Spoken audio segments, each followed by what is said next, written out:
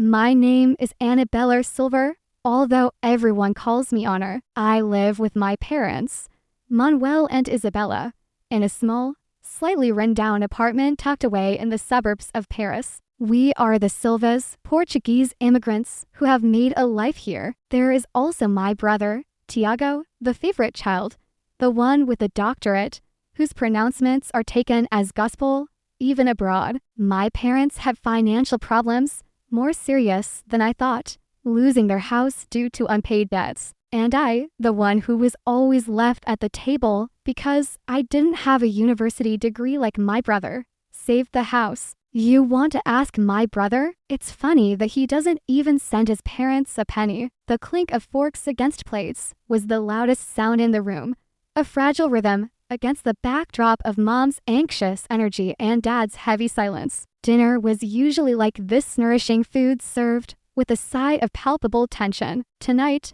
the specific tension had a name: the roof. Rain wasn't just a forecast anymore. It was an intermittent percussion ensemble playing directly above our living room. The quote came back. Dad finally mumbled, pushing boiled potatoes round his plate with unnecessary force. His brow was furrowed, the lines etched deeper than usual. It's significant. Mom sighed, a familiar sound, like air slowly leaking from a tire. How significant? Manuel, her voice was soft, but laced with the weariness of someone constantly bracing for bad news. More than we have, he stated flatly. Much more. He avoided looking at either of us, his gaze fixed somewhere on the floral pattern of the worn tablecloth. I cleared my throat, the sound feeling unnaturally loud in the sudden hush. Dad, Mom, I began, trying to keep my tone even, helpful. I was doing some research online today for a client project, and I stumbled across a local contractor. He's got excellent reviews, and his rates seem much more reasonable. I even spoke to someone I know who used him for a similar repair. I trailed off, holding up my phone slightly, ready to show them the details. A small flicker of hope inside me. Maybe this time, a practical solution offered by me would be considered. Dad didn't even glance at the phone. He waved a dismissive hand, cutting me off mid-sentence. Annabella, please. The way he said my name felt like a correction. This is serious business, not one of your internet hobbies. He turned towards Mom, his voice regaining a sliver of its usual authority, though it sounded brittle tonight. Isabella, I'll call Tiago tomorrow. Let me ask him. He's the one with the PhD. He knows about these things. He'll know the best way to approach this. Find a reliable company.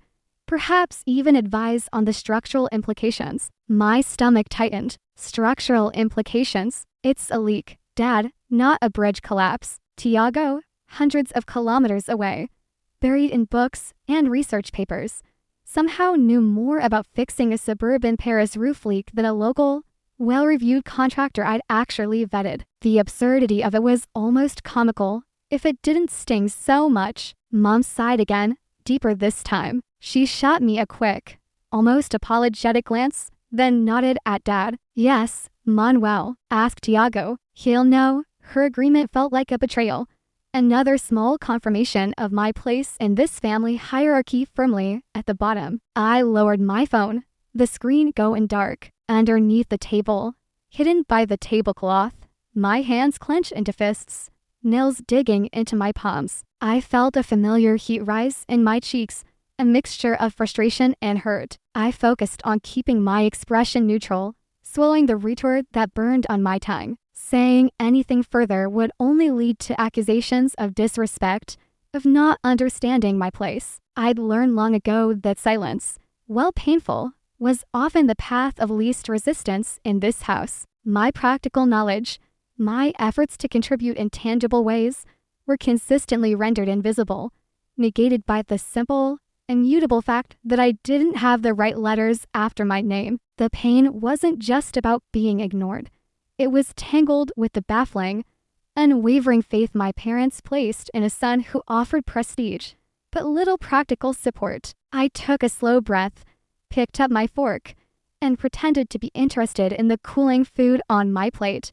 The silence settling back over the table heavier than before. Later, the quiet hum of the city outside my window was a stark contrast to the unresolved tension left hanging in the dining room air. My room was my sanctuary, small and cluttered, but mine. Walls were adorned not with diplomas, but with my design sketches, characters, logos, website layouts, evidence of the path I had chosen, the one that still drew quiet disapproval from my parents. I ran a hand over a half-finished concept for a small artisanal bakery's website. My fingers traced the lines, the familiar feel of graphite on paper a small comfort. Dropping out of university hadn't been an act of rebellion, not really. It certainly wasn't laziness, despite the narrative my parents sometimes seemed to prefer. The truth was far more complex. The business degree they pushed me towards felt like a cage, suffocating me with its rigid structure and subjects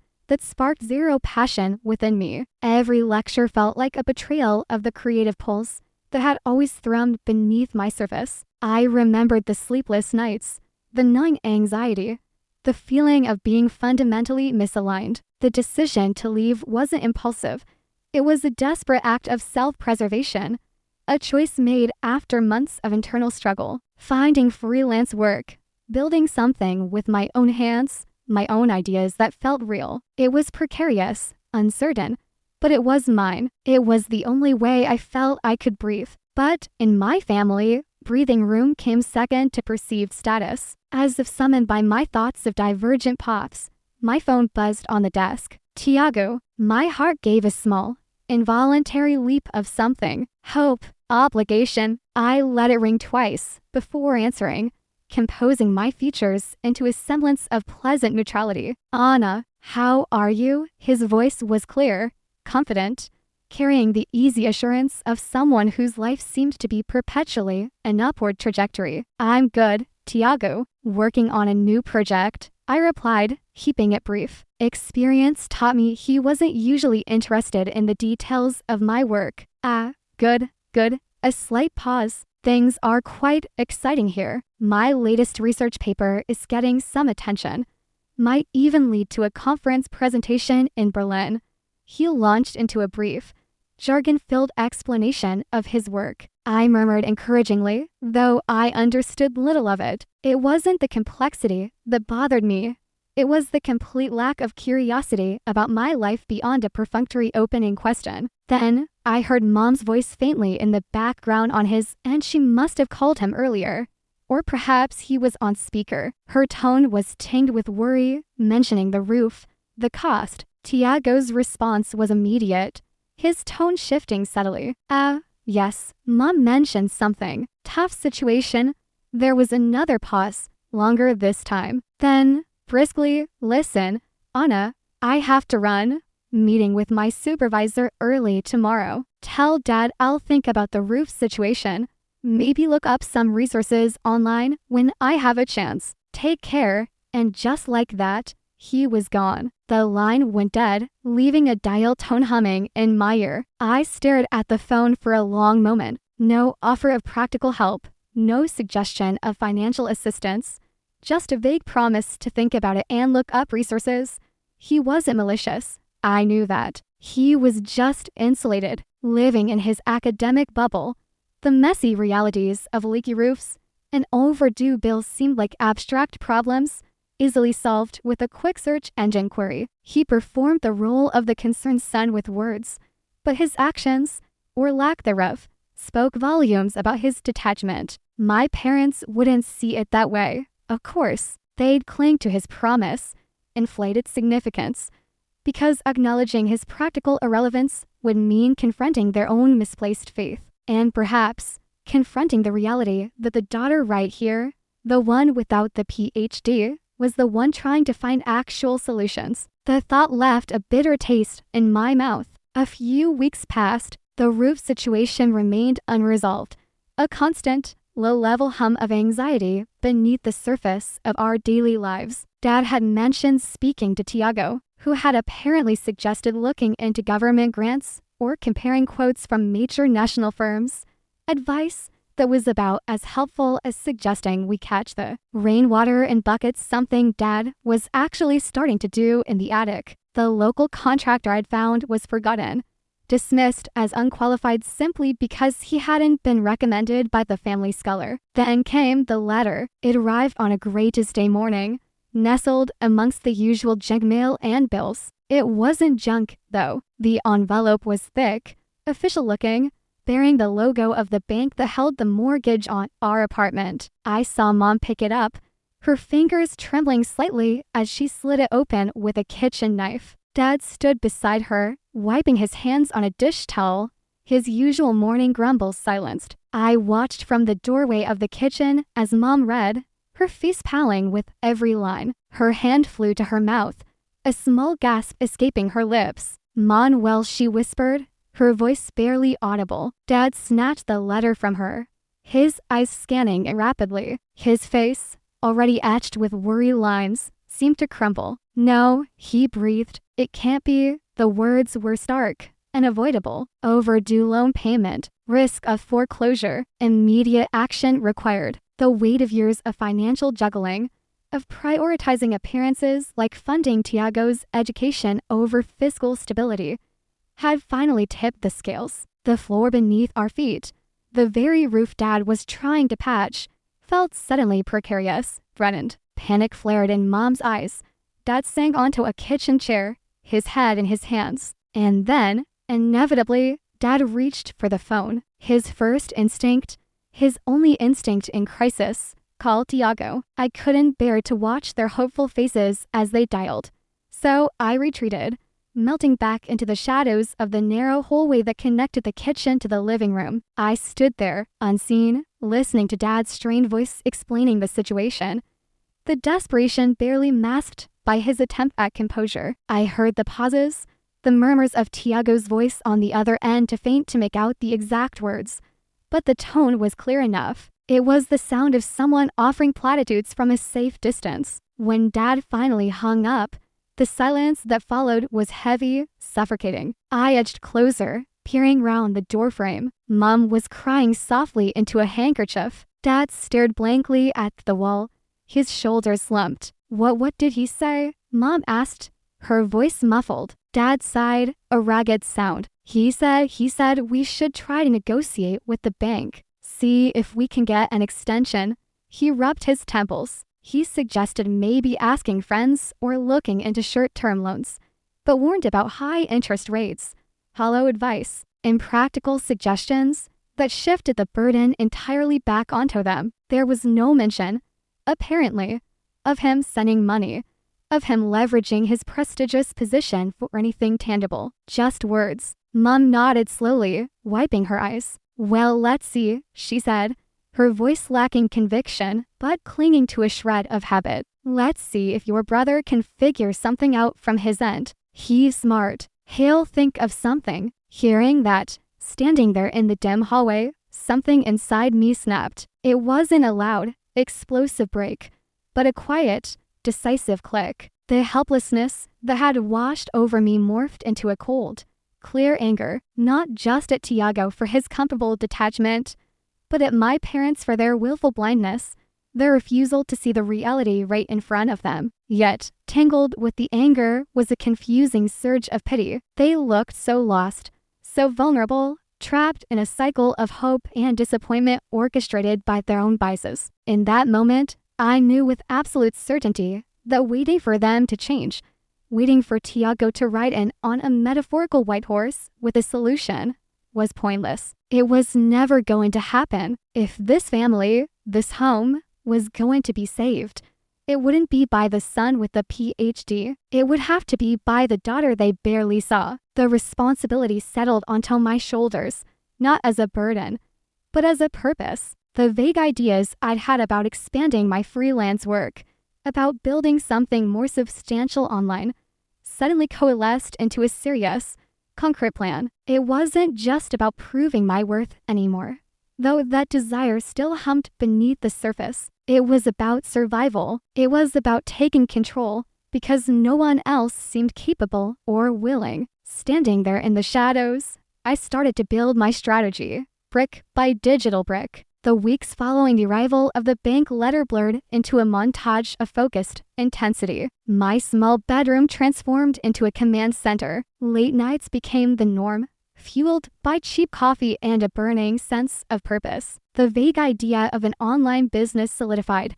An Etsy store, eventually migrating to my own dedicated website, showcasing not just my design skills, but also curated Portuguese craft ceramics, textiles, intricate filigree jewelry sourced through contacts back in our parents' hometown. It felt like a way to connect with my heritage on my own terms, turning something meaningful into something marketable. Learning the ropes was like scaling a steep cliff face. I devoured tutorials on e-commerce platforms, SEO, digital marketing, and basic accounting. There were frustrating setbacks, product photos that looked amateurish, descriptions that failed to attract clicks, initial weeks with barely any traffic, let alone sales. A particularly harsh early review calling my designs uninspired stung more than I cared to admit, planting seeds of doubt. Am I just wasting my time? Am I delusional? Through it all, the background noise of my family life remained unchanged. Dad would occasionally glance into my room, cluttered with inventory samples and packaging materials, and mutter something under his breath about playing shopkeeper. Mom, while less overtly critical, would sigh and say things like, "If only you finished your degree, honor, you could have a real job, stability." Their words, meant perhaps to express concern, landed like tiny barbs, reinforcing my isolation. They saw late nights hunch over a laptop. They didn't see the website analytics slowly ticking upwards, the careful curation of products, the painstaking effort to build relationships with suppliers and customers. My determination warred constantly with the hurt their casual dismissals inflicted. Was I doing this for them or in spite of them? Some days, I wasn't sure. Then, one drizzly afternoon, a notification pinged on my phone. Not just an order, but a large order. A boutique hotel in the Algarve wanted a bulk purchase of custom-designed ceramic coasters featuring local motifs. It was followed by an email praising the unique aesthetic and professionalism of my fledgling store. A genuine smile, white and unforced, spread across my face. It was the first significant validation, proof that this wasn't just a fantasy. Buoyed by the success, I made the mistake of trying to share my excitement during dinner. My online store got a huge order today, I announced, perhaps a little too brightly, from a hotel in Portugal. They really liked the designs. Dad grunted, focused on spinning soup into his mouth. Good, he mumbled noncommittally, his eyes not meeting mine. Mom offered a faint, tight-lipped smile. That's nice, dear, she said, before immediately changing the subject. Did Tiago call today, Manuel? The contrast was stark. My small victory, a tangible step towards financial independence and perhaps even a solution to their bigger problem, was met with the same indifference as my suggestion about the roof contractor months ago. The brief warmth of pride evaporated, leaving behind the familiar chill of loneliness. My journey was mine alone, it seemed. Their world, their worries, their hopes, remained firmly centered elsewhere. I finished my soup in silence, the knowledge settling heavily in my gut.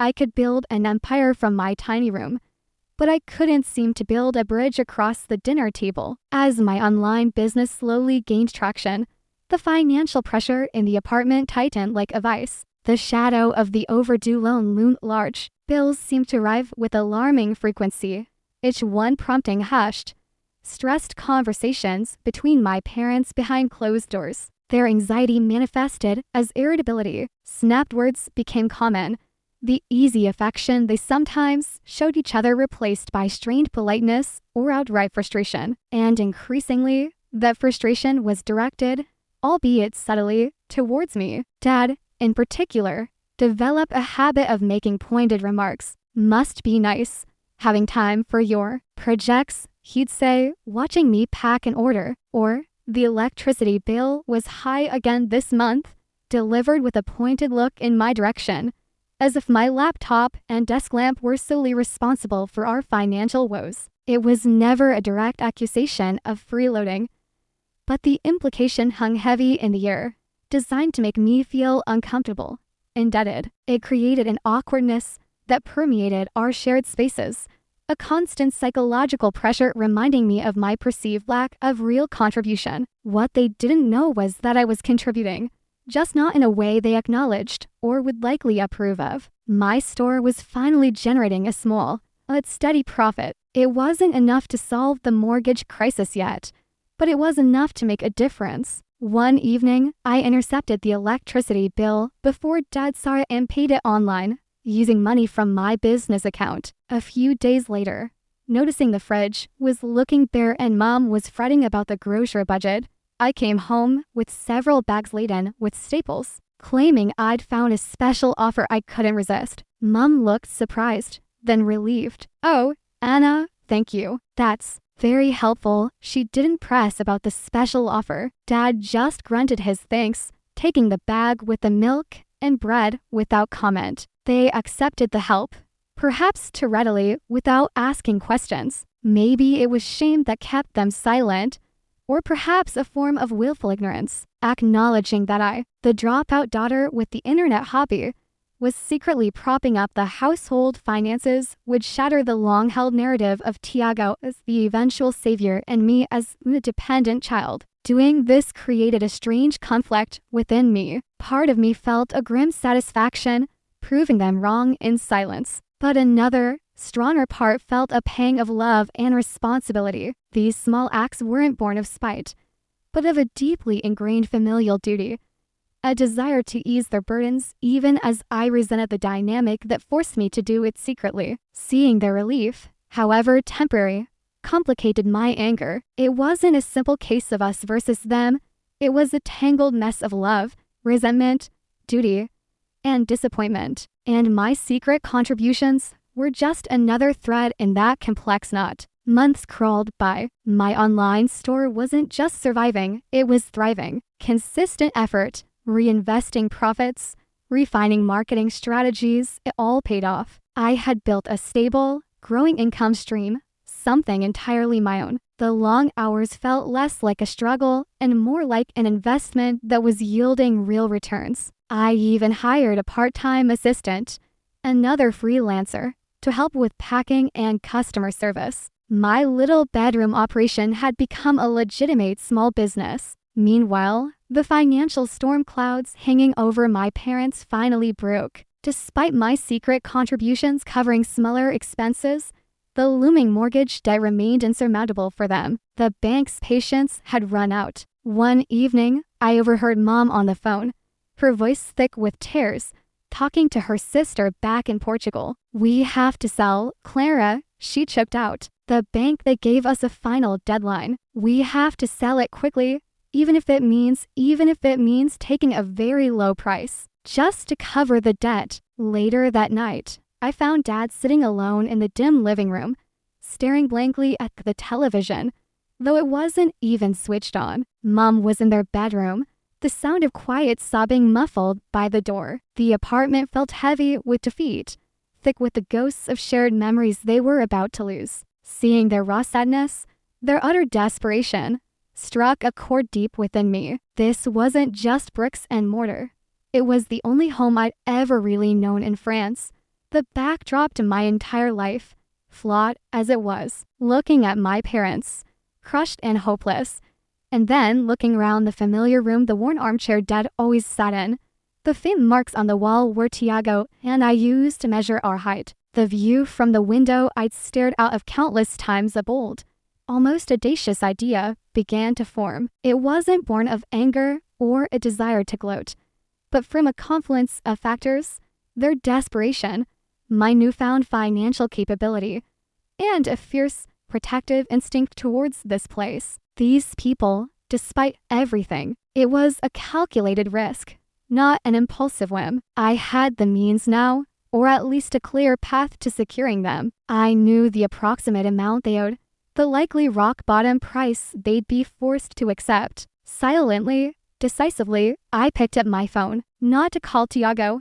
not to offer empty sympathy, but to contact the lawyer I consulted briefly a few weeks prior when exploring business incorporation. Then, heart pounding, I opened my laptop and started researching bridging loans and mortgage pre-approvals, using my business's steady income as leverage. The path wasn't entirely clear, but the destination was. I was going to buy this apartment. The process felt clandestine, fraught with tension. Every phone call, every email exchange with a lawyer or the bank representative had to be conducted with utmost secrecy. I used a carefully crafted intermediary, a company structure my lawyer helped set up to make the initial offer, shielding my identity. My parents were so consumed by their own distress and the pressure to sell quickly that they barely registered the details of the potential buyer, focusing only on the fact that an offer had come in, one that would, mercifully, cover the outstanding debt. There were moments I almost backed out. Was this crazy? Was it manipulative? I spent sleepless nights wrestling with the ethical implications, the potential fallout. But then I'd hear Mom crying softly in her room, or see Dad slump shoulders, and my resolve would harden. This wasn't about power. Not primarily. It was about preservation. It was the only way to keep a roof over their heads, our heads, without them having to face the humiliation of accepting a direct handout from the daughter they'd consistently underestimated. It felt like the only viable solution, born from the strange intersection of their need and my capability. The day the sale went through, I felt a dizzying mix of relief and profound anxiety. I watched as my parents received the official notification. First came the wave of pure, unadulterated relief washing over their faces. The immediate threat was gone. The debt was cleared. Mom wept again. But this time, the tears seemed cathartic, releasing months of pent-up fear. Dad managed a weak smile, clapping his hand on Mom's shoulder. Then came the inevitable curiosity. Do we know who bought it? Manuel, Mom asked, dabbing her eyes. Someone local. Dad scanned the paperwork again. It doesn't say a name directly, just a company. Silver Designs and Holding Strange. He looked up, puzzled. Silva. It was the lawyer handling the final transaction who gently broke the news. As we had agreed, I stood numbly in the living room as he explained, via a brief, professional phone call with my parents, that the principal behind Silver Designs and Holdings was, in fact, their daughter, Annabella Silver. Silence, thick, stunned silence descended upon the room. Mom's hand froze halfway to her face. Dad's jaw literally dropped. Their relief vanished, replaced by sheer disbelief. I could see a whirlwind of emotions flicker across their faces in rapid succession. Confusion, shock, then a dawning, wounded expression. Dad found his voice first, rough with incredulity and a rising tide of anger. Where did you get that kind of money? Annabella. His eyes narrowed. Is this some kind of joke? Are you doing this to mock us? Mom just stared at me, her eyes wide, brimming with a complex mixture of shame and bewilderment. The foundation of their world had shifted, and they were struggling to find their footing. I took a deep breath, bracing myself. My strength, I knew, lay in calmness, in presenting the unvarnished truth without accusation or triumph. No, Dad, it's not a joke, I said, my voice steady, though my heart was hammering against my ribs. My business has been doing well, very well. When I heard you had to sell, and at such a low price, I gestured around the familiar room. I didn't want you to lose your home, our home. This was the only way I could see to make sure that didn't happen. I met their stunned gazes directly. I didn't do it to mock you. I did it to help. I didn't boast about my success. I simply stated the facts, letting them hang in the charge there between us. The power dynamic in the room had irrevocably, undeniably shifted. Living together after the reveal was awkward. That's the mildest way to put it. The immediate storm of disbelief and anger subsided, replaced by a tense, uncomfortable quiet. It felt like we were strangers sharing a space, tiptoeing around each other, afraid to disturb the fragile new reality. My parents, Manuel and Isabella, seemed unsure how to act around me, the daughter who was now, technically, their landlord. They avoided me mostly. Conversations became brief, formal, focused on necessities. Is the coffee ready?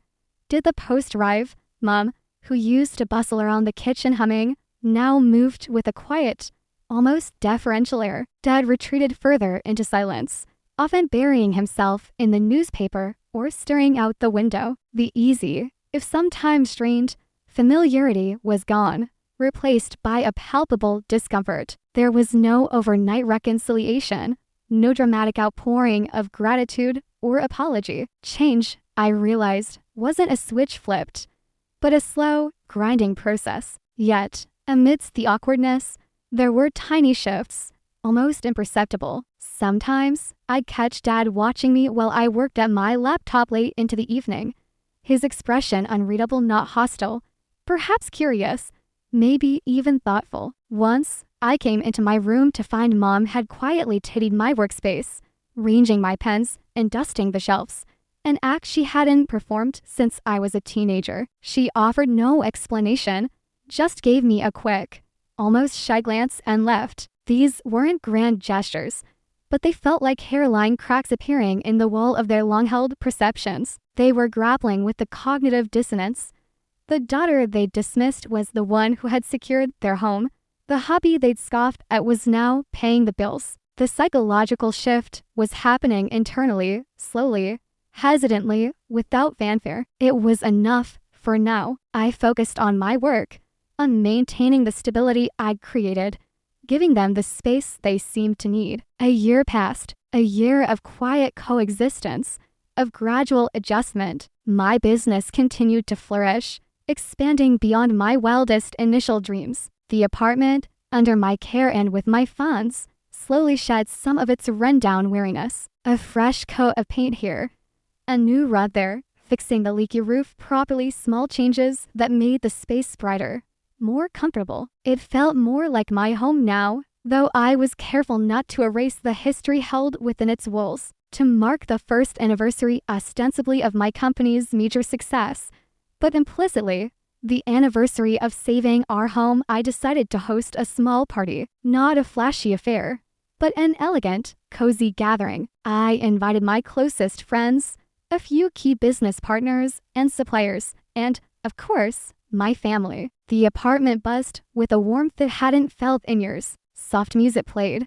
Delicious food catered from a local Portuguese restaurant filled the air with inviting aromas, and the newly decorated living room glowed under soft lighting. Mom, surprisingly, seemed to embrace the role of co-hostess, her earlier stiffness melting away slightly as she greeted guests with a hesitant pride. Dad stood near the doorway, observing the scene with a quiet intensity, occasionally nodding politely to my friends. Then, Tiago arrived. He swept in with his usual air of effortless confidence, accepting greetings as if he were the guest of honor. He looked around the improved apartment with mild surprise, but seemed to attribute the changes to some general and specified upturn in fortune. He clapped Dad on the back, kissed Mom's cheek, and gave me a brief, fraternal nod, completely oblivious to the seismic shifts that had occurred in his absence. He hadn't visited often in the past year, his calls remaining brief and focused on his own achievements. He was stepping back into the family dynamic exactly where he thought he'd left it, at the center. Dinner was announced. I had arranged main tables in the living area, set formally with nice linens and centerpieces. As guests moved towards them, I watched my parents find their place cards. Their names, Manuel Silver, Isabella Silver, were positioned prominently at the head of the main table. I saw Mom's eyes widen slightly, a flicker of surprise and perhaps pleasure crossing her face. Dad simply nodded, accepting the placement. Then, their eyes, and Tiago's, began scanning for his name. Tiago, naturally assuming a place of equal prominence, looked expectantly towards the head table, but his name wasn't there. His gaze swept the room, finally landing on a smaller, separate table set slightly off to the side, near the entrance to the kitchen. It was nicely set, yes, but undeniably secondary. There, nestled between place cards for a couple of my junior suppliers, was his name, Dr. Tiago Silver. The confident smile vanished from Tiago's face. A wave of color washed up his neck. He stood frozen for a moment, looking from the small table to the main table, then back again, utterly stunned, visibly awkward, humiliated. Mom and Dad looked at the seating arrangement, then looked at me. Their eyes were wide with confusion, bewilderment. What was I doing? Was this intentional? I met their gaze, and then Tiago's. I didn't smile broadly, didn't laugh, offered no overt sign of gloating, just a slight, calm curve of my lips, acknowledging the moment, letting the seating chart speak for itself. The atmosphere grew suddenly quiet. The background chatter momentarily hushed as people noticed the awkward tableau. Then, I raised my glass, my voice clear and steady in the sudden stillness, directing my words primarily towards my parents, but encompassing Tiago in my gaze. I'd like to propose a toast, I began softly, to family, to home, and to understanding what truly matters. I paused, letting the weight of the moment settle. Degrees and titles are important achievements.